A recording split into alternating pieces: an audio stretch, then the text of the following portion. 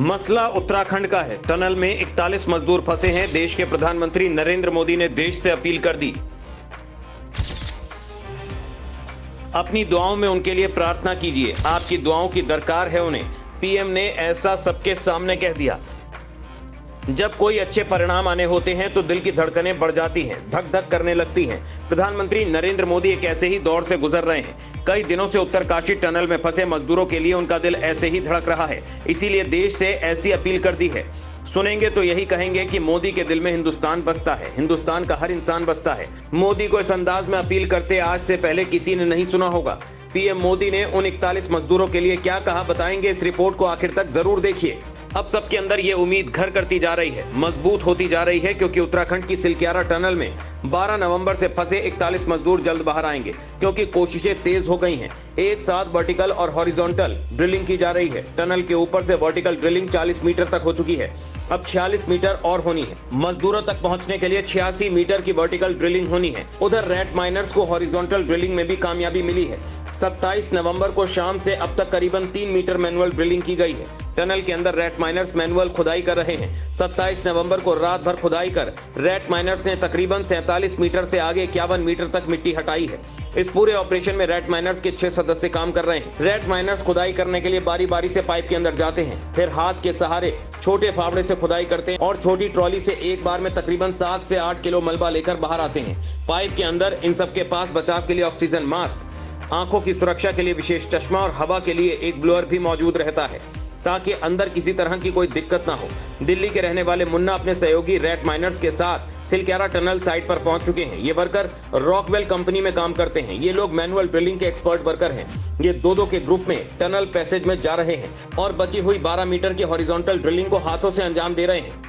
आपको बता दें कि 24 नवंबर को मजदूरों की लोकेशन से महज 12 मीटर पहले मशीन की प्लेट्स टूट गई थी। इस वजह से रेस्क्यू रोकना पड़ा।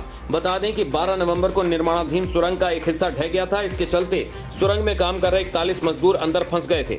अब जानिए भारत के लोगों से पीएम मोदी ने क्या अपील की है। सुनिए पीएम मोदी की जुबानी। देवी देवताओं से प्रार्थना कर रहे हैं, मानवता के कल्याण की बात करते हैं, तो हमें अपनी प्रार्थना में उन श्रमिक भाइयों को भी स्थान देना है जो बीते करीब 2 सप्ताह से उत्तराखंड की एक टनल में फंसे हुए हैं।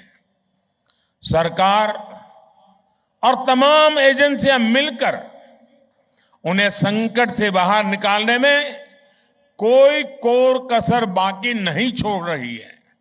लेकिन इस राहत और बचाव अभियान को हमें बहुत सतर्कता से ही पूरा करना है। इस अभियान में प्रकृति हमें लगातार चुनौतियां दे रही है, लेकिन हम डटे हुए हैं, 24 घंटे प्रयास कर रहे हैं। हमें प्रार्थना करनी है उन श्रमिकों के सकुशल निकलने के लिए और जल्द से जल्द निकलने के लिए। हमें हिम्मत देनी है, हौसला देना है उन श्रमिकों के परिवार को कि पूरा देश आपके साथ है। देव दीपावली का हर दीप, कोटि दीपोत्सव का हर दीप उस टनल में फंसे श्रमिकों के जीवन में जल्द से जल्द प्रकाश लाए। हम सभी की यही प्रार्थना है। पीएम मोदी अपील कर रहे हैं, टनल में फंसे हुए श्रमिकों की सुरक्षित वापसी सुनिश्चित करने के लिए सरकार लगातार प्रयास कर रही है। करीब 2 सप्ताह से उत्तराखंड की एक टनल में फंसे हुए श्रमिक भाइयों को संकट से बाहर निकालने के लिए सरकार कोई कोर कसर बाकी नहीं छोड़ रही है। इस अभियान में प्रकृति हमें लगातार चुनौतियां दे रही है, लेकिन हम डटे हुए हैं, 24 घंटे प्रयास कर रहे हैं। आज जब हम भगवान से प्रार्थना करते हैं और मानवता के कल्याण की बात करते हैं, तो हमें अपनी प्रार्थना में उन श्रमिक भाइयों को भी शामिल करना चाहिए जो उत्तराखंड की एक सुरंग में फंसे हुए हैं।